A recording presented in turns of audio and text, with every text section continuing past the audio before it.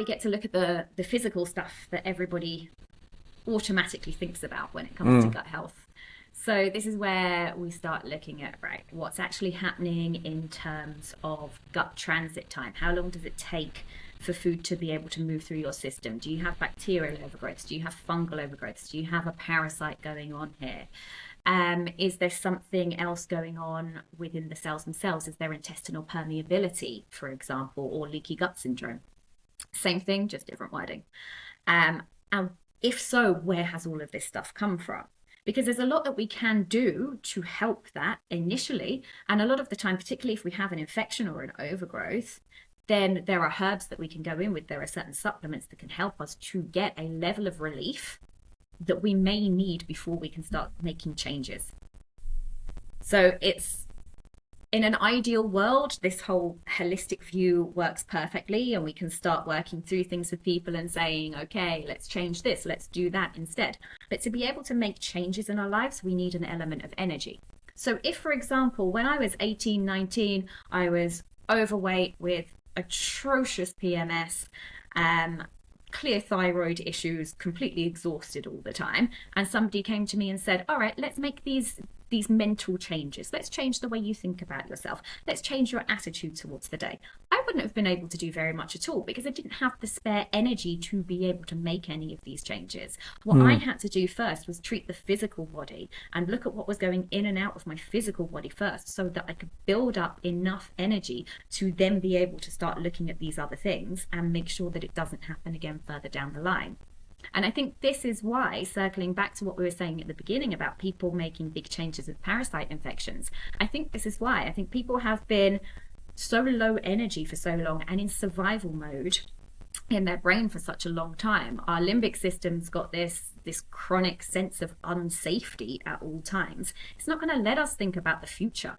We need to survive the moment in the now. When we're stuck in this sympathetic side of our nervous system, we can't start focusing on like, oh yeah, over there 2 years down the line, this is what I want my life to look like, because we can't access that part of our brain properly. We're stuck in the, no, just survive this moment right now.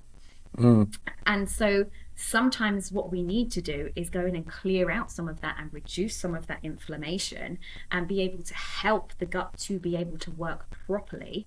So that then has an impact on our neurotransmitters, which changes our mood completely.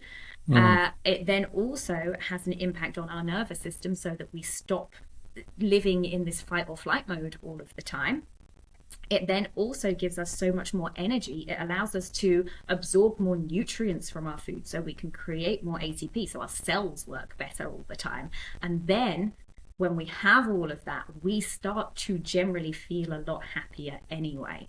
I always say that there are people, obviously we all have emotions and we get to express emotions, but there are people who generally have quite a positive outlook on life, and they're usually quite healthy people. And we usually find that people who look after their physical body and their mental health pretty well will be generally quite positive, quite optimistic people. And that's not a coincidence. That's not because they were born that way or because they were raised that way. It's because our system has enough energy in it to allow us to start looking to the future, to allow us to have positive moods, to allow us to be able to interact with other people without it feeling dangerous, for example. And so we start to become generally happier people with access to changing different parts of our lives.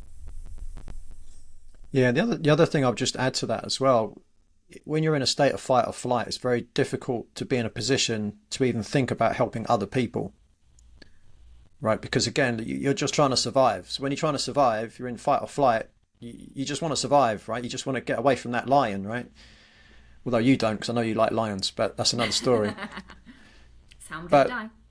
Yeah, but you know, when you're in a position where, you know, you're well fed, you've got, you know, a good exercise practice, you're getting to bed on time, you're financially in a good position. Now you can say, well, I'm in a good position. Now who can I help? Right? So you can make the world a better place.